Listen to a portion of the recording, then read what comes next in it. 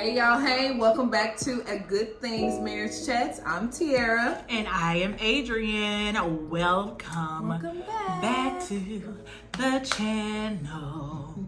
We hope you guys had a great holiday, great everything, all the things. Hope you had a safe holiday. Before we dive into these meat and potatoes, don't forget to like, comment, blah, blah, blah, blah, subscribe. Do all of that. Y'all know what to do. So we can keep in touch with you. You can keep in touch with us and all the other stuff. Yes. Hopefully you guys like our guests that we had last week, bringing on our mamas. They're looking forward to coming back, just so y'all know. So we're going to find just the right topic to bring them back and get their input, their wisdom. My mama just called and gave us her invoice, so. Yeah, pretty much. I pay your mama in love. Hey, girl. But let's go ahead and get into these meat and potatoes because I'm hungry. So today we're going to talk about what should you evaluate about your future partner's family. And this is so important because why? Because you're marrying them too. Yeah. At the end of the day. Yeah. You're marrying them too. You're becoming one. You're joining. You're going to see them, deal with them, hear from them. You know, all the things. Yeah. You know. So it's important. You know, we kind of broke down a list where there's some general things to look for, but then there's like, you know, a lot of us like to do like the pros and the cons, the green flag, the red flag. So that's how we're going to kind of talk about it today. There's some things where it's not necessarily like a right or wrong. It's just things to discuss and to know because you need to know what you're going into. Right. You know, most of the time when we get married for the first time. And hopefully the only time. Yeah. So it's going to be things you don't know. All you know is based off what you see in your family or somebody else. So we want to get you prepared. That's the whole reason why we got this show. Yeah. You got to ask them questions. That's right. Sorry, y'all. I'm chewing gum and I'm not spitting it out. So one thing for me that I thought was important that I did not look for in the beginning, but it's very important and took a while for us to get acquainted with is evaluating if your family, your in-laws is a big like family oriented family. Ooh, yeah. If they like to get together, if they get together for the holidays, if they're, you know, because it was a huge adjustment for me and my husband. Our families are not the same when it comes to that. Like, my husband, it took some time for him to get used to it. And anybody can do that. But the reason why I say that is because, one, he has like 8 siblings. And so he's the baby. He's the baby. Ooh. So he was the last one out. When he was still there, hardly nobody was there. So everybody was out doing their own thing, raising their own family. And just, you know, not really getting together for real. I think even still today, his family in general might get together once a year. Once a year. So my family, with me and my husband's family, they both are family oriented. I you know, because I'm biased, I feel like my family would be doing more stuff. But you know, when we first started dating, the issue for us was, were we gonna go to your family house for the holidays or my family house? Or are we gonna go for half the day and then go the other half? Like, that was the issue for us. Because my mother-in-law, or my mother-in-law, she is always, we doing something at the house. We barbecuing, we playing cards. We somebody coming over here to do their birthday party.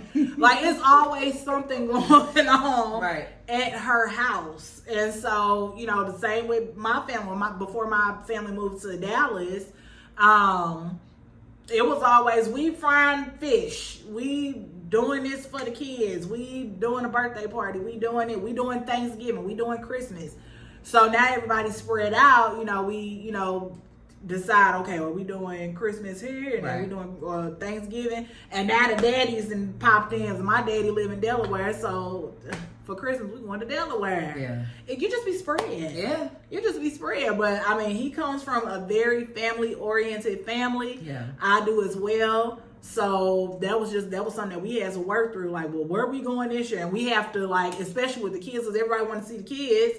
So it's definitely we going here. Like, we got to plan the year a year before so we can know where we're going, how we going to spend the money to get there, and all those things. But she brings up a valid point. It can be challenging on both ends. So it's really something you guys should talk about. And the earlier the better. Like, if you like in her instance where she's saying they would think ahead of time, a whole year in advance. The holidays are stressful enough. There's enough going on with family, with grief from lost ones, loved ones, stress of who bringing what, doing what, cleaned house, this. So that's just one thing y'all can just wipe off the plate. Okay, so what we doing this year? How we doing? You want to split? You want this? And y'all can decide it amongst yourselves. And nobody's family should be, which we're going to get into with the red flags. Nobody's family one way or another should be like, but it should be, and this, and ours, and okay, well, now I have my own family. And so we have to do what works for us. But we'll get into that. But yeah, like for me, it was all, the adding part to that challenge was because his family didn't get together all the time.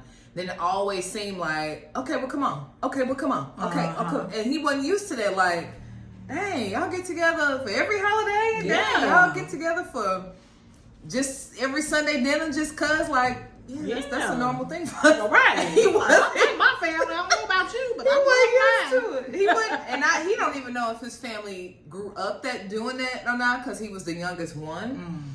But he just know that wasn't how he was raised. So to him, it seemed weird that we were literally at one point getting together for Sunday dinner every week.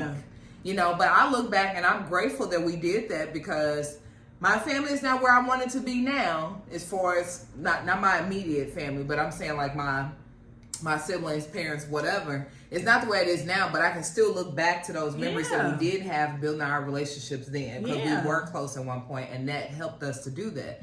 So it's important that you guys talk about that and navigate, depending on the situation, because you can see we both had different ones, but which way is going to work best for you guys. So it's definitely important to talk about, so there's no surprises, and no reason to argue about it because it hasn't been discussed. Talking about their religious upbringing. We talked a little bit a couple weeks ago about spirituality and marriage, and I think it's important to not only look at like what somebody may be deemed as now or their beliefs now, but even looking at, well, how are you raised? Because somebody can be a certain way now, but what they grew up doing might have been different. And so that's all they have to go on when it comes time to raise your kids. So they could feel some kind of way, but be like, but when it comes to my kids, I would rather them come up like this, because that's how I was. And so that needs to be talked about. Yeah, it definitely needs to be talked about. I told y'all before, for like a year or two, we were Buddhists.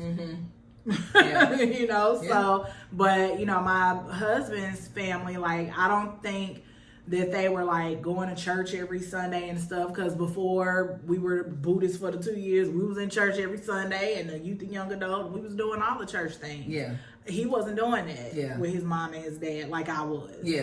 And like with us, I think our upbringing was kind of the same in this matter, because we both attended the same church. So we were used to everybody, the whole family, being at one church. And for a long time, we were all sitting on the same pew even. So, they might not be used to that. And I told you all, like, in my household now, it's totally different from what it was before when I came in. But those things can change and develop over time. But it's still important to have that conversation about, well, what did your upbringing look like? Well, what would you like it to look like for our kids? And even what's your family? That's more about learning about how your family is, because that can be, even though it shouldn't be, another red flag, it shouldn't be, but your family could be like, oh, no, but you was raised, but we raised you to be. Well, what the child gonna be? Not your business. Okay. Not your business. Not your business. like, okay, well, I know how you raised us, mom or dad or sister or whoever, but here in this household, we're going to talk about it. We're going to decide as a team, as a family, and we'll decide how we're going to raise this family or what we're going to do in this household. Yep. In spite of how it was. Right. That could be a conversation also. Yeah. Family values in regarding to their childhood and how they were raised. So by this meaning, like, whoopings, like ways of disciplining, family vacations. If it was a married household or a house that had mom and dad, or if it was a divorced single parent household. If everybody expected to graduate high school and go on to college, or move out at 17. Is somebody expecting you to take over their family business? That maybe your family expected, but you wasn't sure, or you don't know, or you were, but you know, it could be a lot of things that where there's like expectations that lie within the family, but that still need to be conveyed or discussed with your partner, because you can't just expect them to know what your family is expecting you to do. And there may be things that your family want to do that you agree with and you want to pursue or continue or whatever you want to call it. But that needs to be communicated and discussed. Never feel like you have to continue on what your family did if that's not the path for you. You and know? that's one thing that I just this is on topic, but it's off topic, but that's one thing that I just really appreciate about just being an individual, being your own person. Because like my mom, you know, may have raised me and my sisters a certain way, and then when I was, you know, younger, I was like, I don't think I want to raise my kids like that. And then I got older, got my babies, and I mean, do I have some of my mom's traits? Yeah, because I'm my mama's child. But there are some things where I'm like, I'm not doing that. I'm not doing that. My mom was quick to be, I whoop her, I torture her. Girl, that's called child abuse. Baby. Get together. We're not doing that in this household. In this household, no.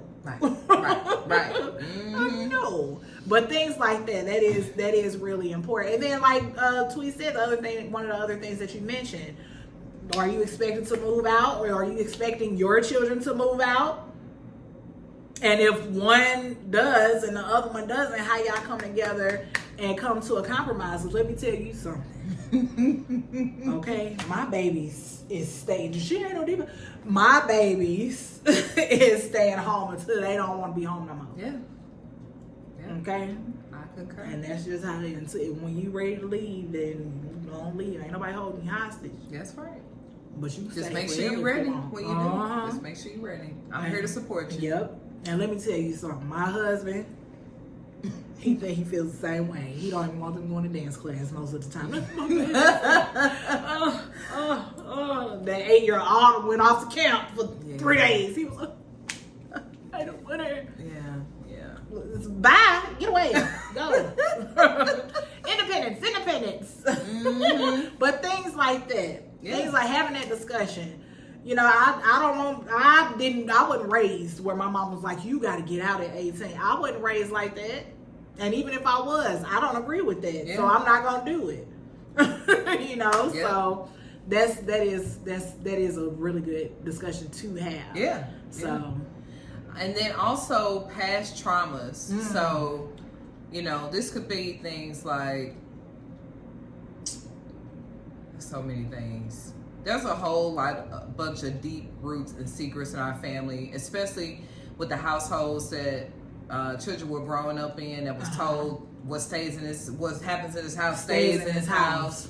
You know, any type of things that happen that could be affecting your children, you know, as far as why they not going to this person's house, why they not spending the night here, why they can't be left alone here. You know, it could be a few different things, but make sure that's discussed with your family. With your partner, that so they're aware how to deal with certain people in your family.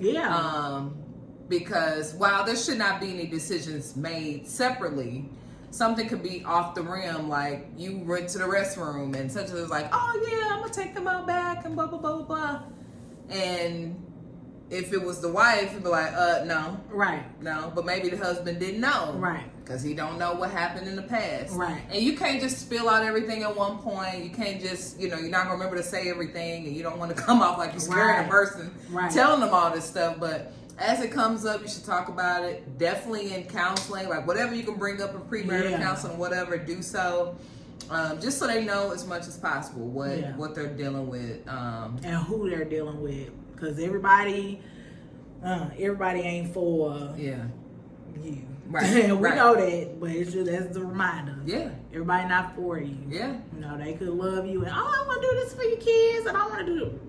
You try to get them what? Right. I can remember one point my mom was like, nope, don't accept no candy from nobody. Don't accept no dollars from nobody. Yep. Nope.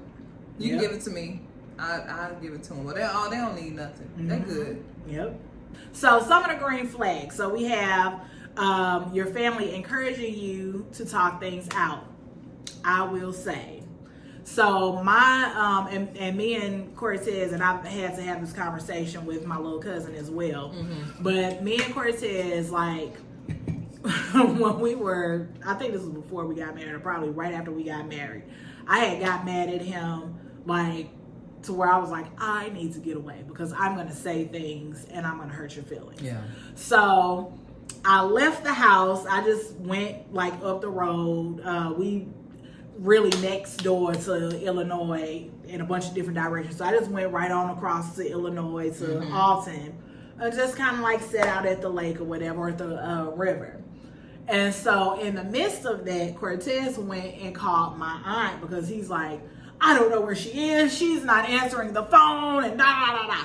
So my aunt, being like my big sister, was like, giving him some words of encouragement and, well, no, you got to talk because, Adrian is this way and, that way. And you got to just learn how to work with that. And I, at the time, was like, why would you go talk to, because back to one of them other, what happens in our house stays in our house. Yeah. And so I was kind of feeling a little embarrassed because I'm like, I don't want nobody knowing my problems or my, and it's not even that it was a problem. I was just really annoyed. Yeah. And I just needed to get away. And so things like that's an example of like your family encouraging you all to talk things out, talk with each other. Like my aunt is, I don't, talk to her every day, but she's like one of my best friends and she is like my big sister. She's 12 years older than I am. And I do in like the same for her daughter. Yeah.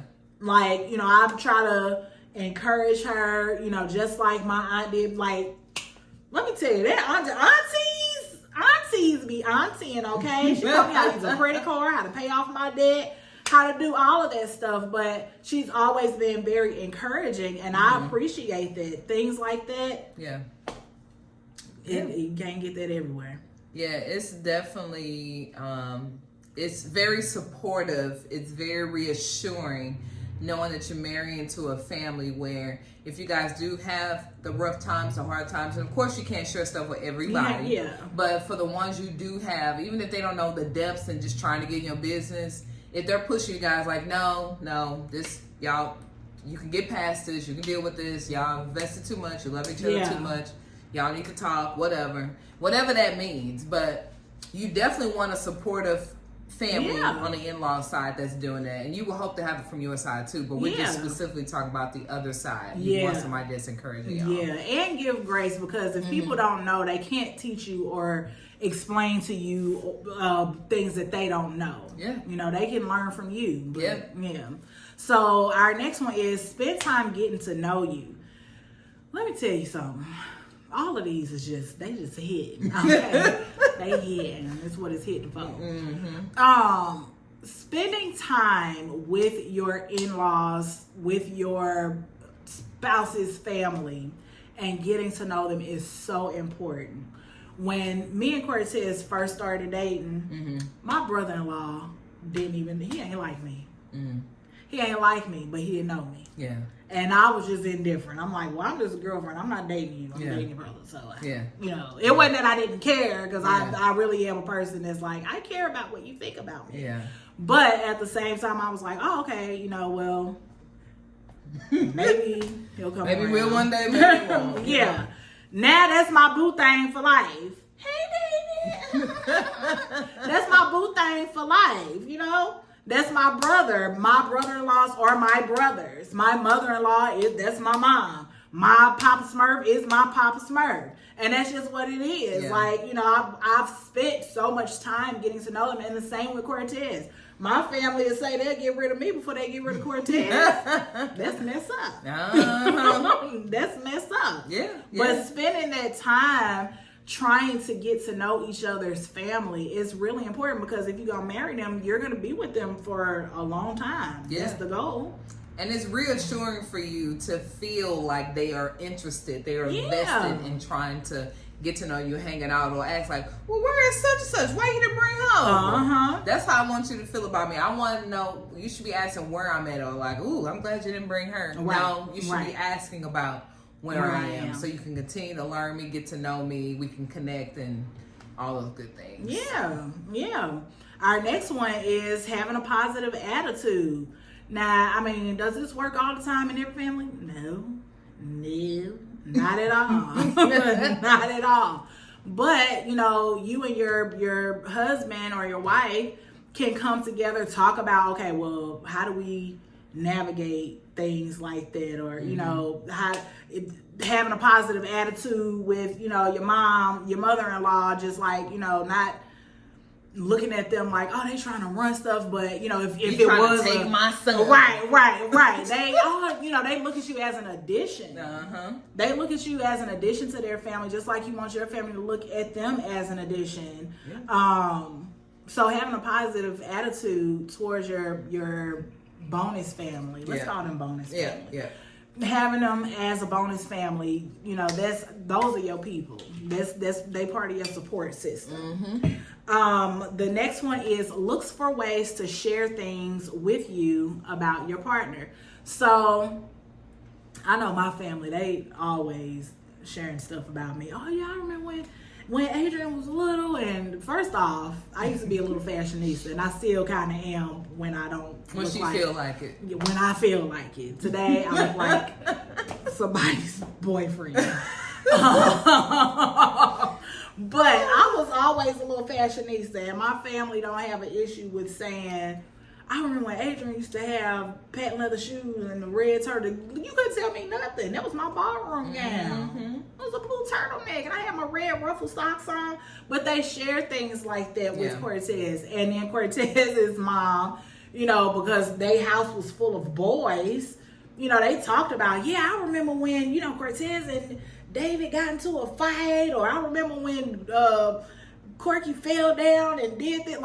We share those things, to feel closer to feel this. And then also it allows you to bond, but it also lets you see a different part of your husband and appreciate, they did that little silly stuff and they still do that now. They still the same person. You appreciate those things. And then the last one is support you both. If that ain't what it is, then I don't know what it is. They support you both. It's very important. We talk about having a support system all of the time, whether it be for, your children, for you, for, individually. You going back to school, you need a babysitter. When you go to work. Or it's so important to have that support from your family. Business endeavors. That is so important. It is so important. And I know, we try to do a really good job on both sides of our family. My bonus family and in my family, our families do a really, really good job of trying to support us how they can, where they can, when they can. Now, we don't expect them to, do everything, but we do know that if we need them, they're there for us. So yeah. So now we're gonna talk about the red flags. So you need to know if your bonus family don't respect your boundaries. And this could be on both sides. It could be their actual child, well, not child, but you know what I'm saying. Yeah. The grown child, that they don't respect their boundaries, meaning like getting involved in you guys' relationship, giving 2, 3, 4, 5, 6 cents when they shouldn't be given any. No sense unless at all. the advice is warranted or asked for. I mean, there may be a couple of scenarios where you see that they're just going off on a rampage and not giving your spouse grace, or like, hey, like don't ruin your marriage. Don't something where they're encouraging you guys, you know, supporting, not something where they're warranting against y'all, working against you. But the boundaries could be so many things, but and we're gonna get further into talking about some more boundaries. But just in general, you need to know that they respect your boundaries. That they don't approve of you. And sometimes, like Adrian said, it could be where in the beginning they don't, and it could change over time. I think the worst case is if the parents don't approve of you, and that's tough because it's hard to marry. It can be hard. I don't know this experience because my in-laws love me. But it will be. I can see it being really hard to marry into the family where the parents don't like you, because no matter what you say, they're not going to be supportive. They're not going to care. They're not going to encourage y'all to stay together. No, they're not. They're not going to look to have y'all coming over your house because they can't stand you. You know, it's just they might not be as supportive about even helping with the children, even though they shouldn't be taking out on the kids. It's just a whole bunch of things that can happen if they're not. So you really. And from both sides too, it can, especially if that person has a really good relationship with their parents, or they have a really close family, it can put some real pressure on the marriage if you feel like you really love this person but your parents don't. Even if you feel like in the beginning, I can get past it, don't matter what they say. Eventually it'll wear on you. It's gonna wear on you. It's gonna wear. I don't care what them comedy rom-com movies say. With the mom not like, or the mother-in-law not liking they son's wife. Because after a while, it's like, I don't think I want to even deal with this. Like, I love you, but I can't keep dealing. That works on your mental. It really does. People don't want to feel like they have to choose. And I know there's gonna be some cases where you may have to, but just know what comes with it, how hard it's going to be. You know, you might have to move. you might have to move. You know, I'm gonna have to deal with it because I'm sure it'll be challenging. You know, they treat your partner like a child. That could be so. And I don't want to say, but a lot of the times it seems like it be falling on the mother of your husband. Because they still. That's my baby. That's my baby. That's my girl. That is a man. My man. All right. That is my man, a man. That ain't your man. You got a man. If you don't, I'm sorry. All right. But that's. Right. Girls, if you don't back up and, I could do this for him, and I could. If you don't get up out my house, get up out my house. It'd be a lot of them mama's boys. And you want the man to have a good relationship with his mom. You really do. Right, but you don't want him to have an ancestral. What's it called? I know what you're talking about. I can't think of the actual wording, but I know what you're talking about. Y'all look it up because y'all know what I'm talking about too. right. Another red flag: finding ways to drive drama and distance between you and your partner. Always saying something negative, not being respectful, you know, just instigating, you know, you ain't have to bring up, you can leave it. Oh no, you could just come, you know, stuff like that. I'm getting upset thinking about these red flags. What kind of parent? Girl. I've seen stuff like this.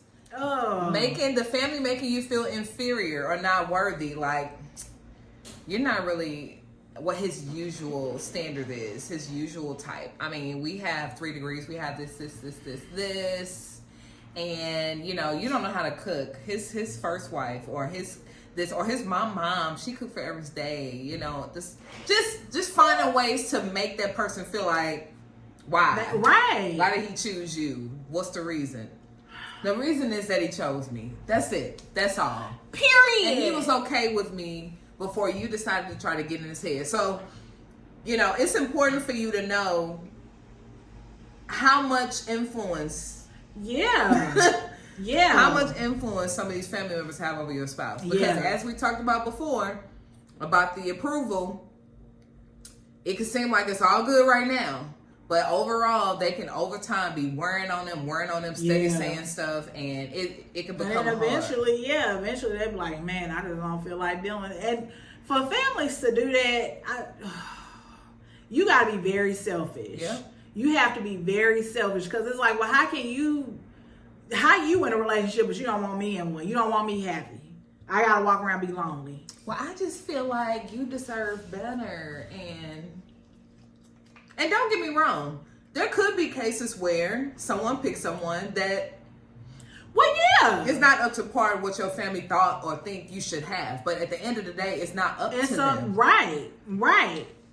Now, we're not talking about with teenagers. Yeah. No, okay? Because you still trying to get to a grown development brain level. Right. You're still trying to determine who you are, learn who you are. Right. You don't know what you want. You still got to figure that out. I'm talking about the grown people. Right. Who you know what you want in life. You know what you want your spouse to look like. Right. And even some grown people don't think about it enough. Right. So I just want to make that distinction, you know.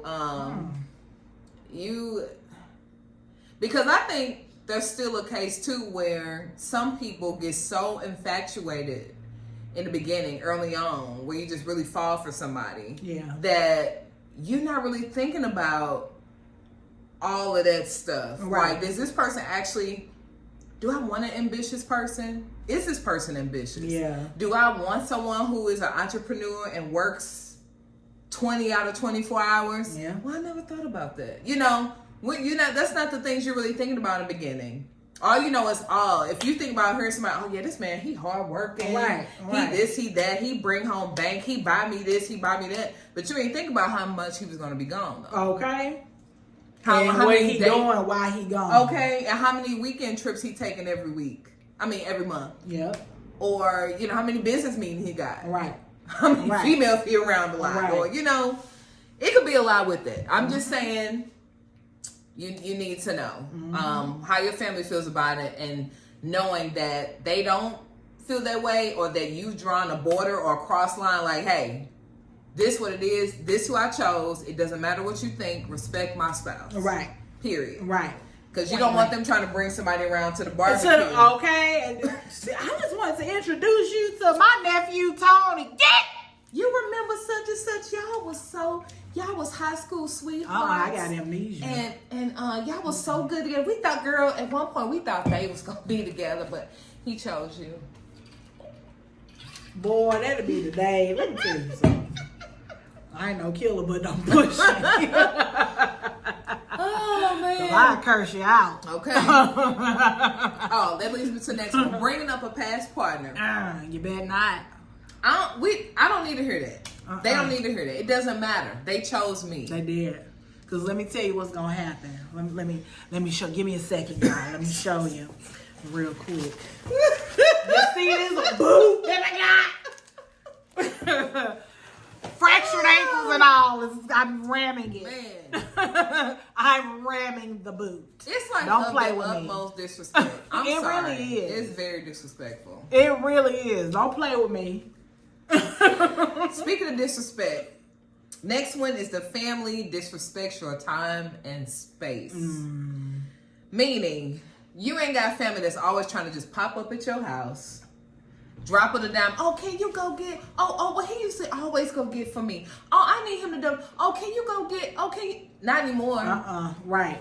That's what I was doing when I was single. I was okay. I have a family now. I'm sorry. I don't. Right. My wife, my family, my children, my husband, Yep. they come first. Yep. If I can, I will. Yep. But, you know, sometimes you might have to draw that line. I'm not going to be available for y'all like I was before. Now, my husband, my wife, that's first priority. Yep. So you need to get somebody else to get your prescription. Yep. You need to get somebody else who you can call on when you stranded. You need to get somebody else when you need whatever. Yep. Whatever the case. And you got to stand on that thing. You can't be sometiming with it, or, you know, you got to stand on it, because if family is doing that, they going to keep on doing it, and they don't care what you say. Especially if they don't like you. And they don't respect you. Mm-hmm. If you gonna get the F on, that's all you know. They calling you over there because they got somebody over there for you. Try to set you up. Once again, this boot will make an appearance. I will fracture this ankle again gladly. Okay. Play with me if you want. And then lastly, regularly, which we've kind of talked about, regularly associating with exes. Mm-hmm. Now, with this, I mean, and I know this is tricky. I know this is hard. But, because you might have some situations where a family member, like your sister, was best friends with your ex. Or your mom got real close to this ex because she treated her like a daughter and they thought she was going to get engaged and all this. And so now they still talk. How do you think that's going to make your spouse feel? Yeah. Yeah. That's something. So my family kind of, they figured out a way to navigate this. Okay. They figured out a way to navigate this. Now, my mom was married before my steppy now. And we call him Pops. So Pops is not that much older than not that much younger than my grandmother. Mm-hmm. But he's close in age. But he still, like, you know, comes around, and like when my grandmother was still living here, he would go buy her a bottle of Ciroc, and come over and they'll sit out and drink it. Like, it's like old people stuff. Yeah. But it's when I think about it, it's similar to what our grandparents used to do back in the day. Because I remember being little, and my granny's ex-man's kids would still come over and be at the house. And I would be so confused, because I would be like, now, how is this my cousin? I mean, because, you know, they just automatically your family after that, especially if they had a long relationship. So my family has learned to navigate that. They don't use it as like, well, you should have stayed with this person. Yeah. They ain't none of that. That's good. Once it's done and it's cut off, it's cut off. But they have learned to navigate the exes still coming around. Yeah. My grandmother still called my daddy son-in-law. Mm. They ain't been married since forever. Mm. 20 over 20 Now, years. does he know? Does Mr. Who Daddy know that? Is he okay with that? Oh, okay. Because, I mean, and that takes a strong person. It takes and a very secure person. Oh, yeah. That's another very word. Secure. He know that my mama is his boo for life. That's his boo for life. Yeah. And matter of fact, they all went to high school together. Oh, Mr. Who Daddy, that's my steppy. Hey, Mr. Who Daddy. My steppy and my daddy was friends in high school. Now, let me add to that. Nobody should feel bad if you don't feel completely secure about that. Because I want to say, like, when I say that takes a strong and secure person, I really mean that. Because if you're not comfortable with it, you're not. And it may take you a while, and it just means that you need to express that to your spouse. Like, hey, I know I got here late to the party. Right. I understand this, but I'm not comfortable with blah, blah, blah, blah, blah. Right. And then you all figure out how to navigate that, you know. But I don't want anybody to not just, oh, no, that's just because she insecure or he insecure. Because it's not that simple. Right. It's a very tricky situation. Right. It really, that's, man, because even as a kid, like I said, I'd be confused. Like, wait, what? So no one's fighting over her? No? Okay. Right. Healthy boundaries, I guess. Yeah. But it was never also thrown up in any of the new husband's face, like, and that's why, you know, and this and da, you know, so they worked it out some kind of way. Whether like for you all situation, it might be like well, I know your family still kind of are connected to your ex. Yeah. You know, maybe because I don't feel comfortable with coming around them. So maybe like before we go over to the party, let's see if they there. Yeah. And then, you know, we can make a decision on if we're going to go or not. Yeah. Yeah. It could be just as simple as that. Yeah. Because it's being considerate of your spouse's feelings, but also understanding that your family is going to be your family. They're going to do what they're going to do no matter these green and red flags. They're going to be who they always have been. Yeah. And so, you know, that helps you all be able to navigate, okay, well, how we going to set boundaries for our relationship and moving forward, especially when it comes to your ex always around. So, yeah. And that's a good point, you know, like we talked about with our moms. Like at the end of the day, the most important thing about everything we talked about today is a matter of you communicating. And that's on both parties. Mm-hmm. Whatever you don't feel comfortable about, whatever you might be experiencing or seeing, your spouse or partner or person you engage with, whatever, they might not even see it.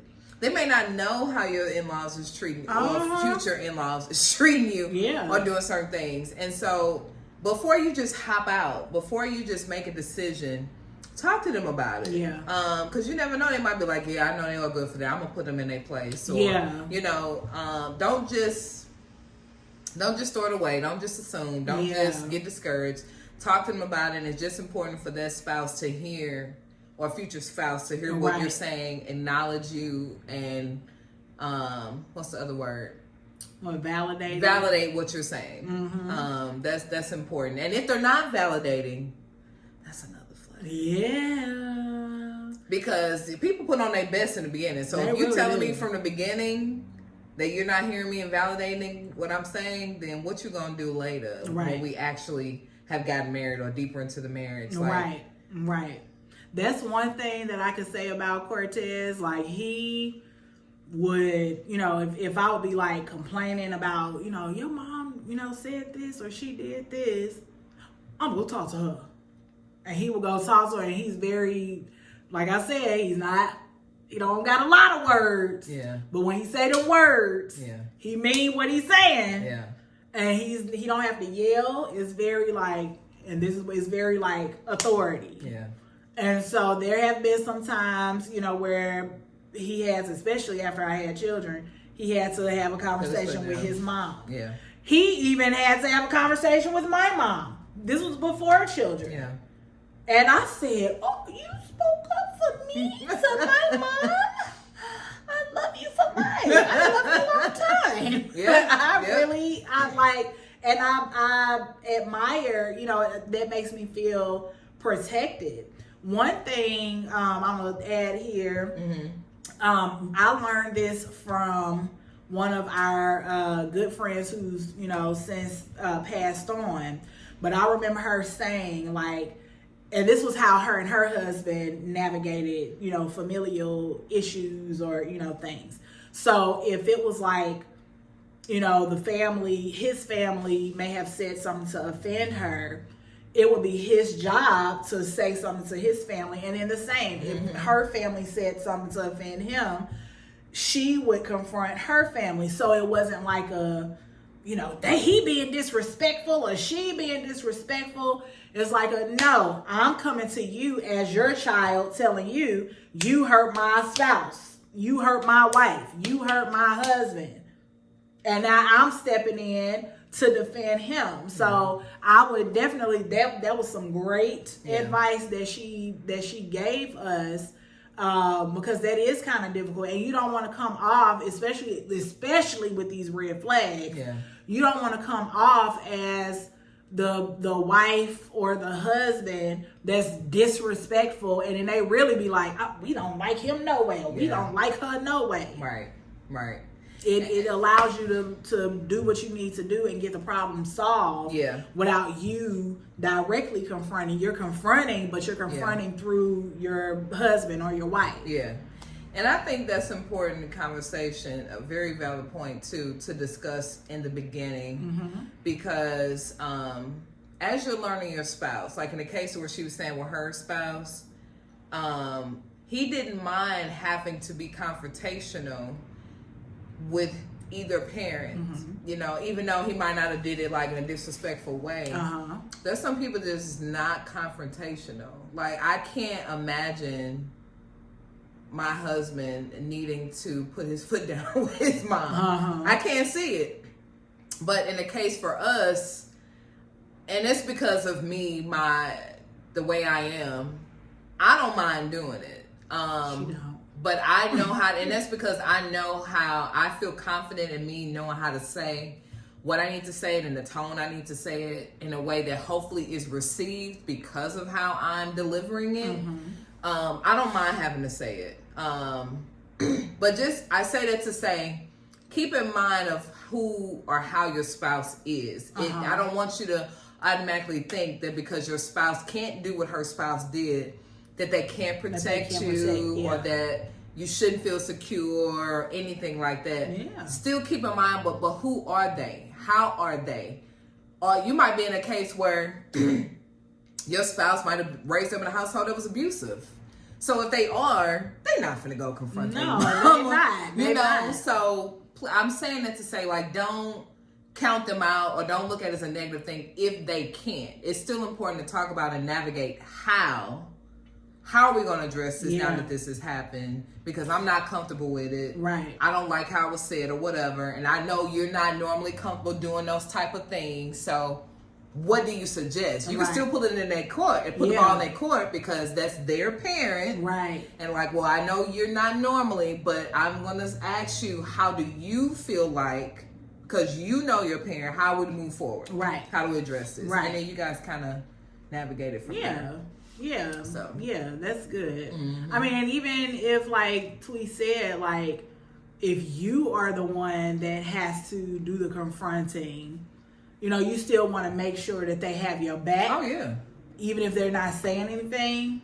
But, you know, sometimes that's the situation where you have to be the one to confront your bonus family because they didn't said something, and you know that your husband or your wife isn't confrontational.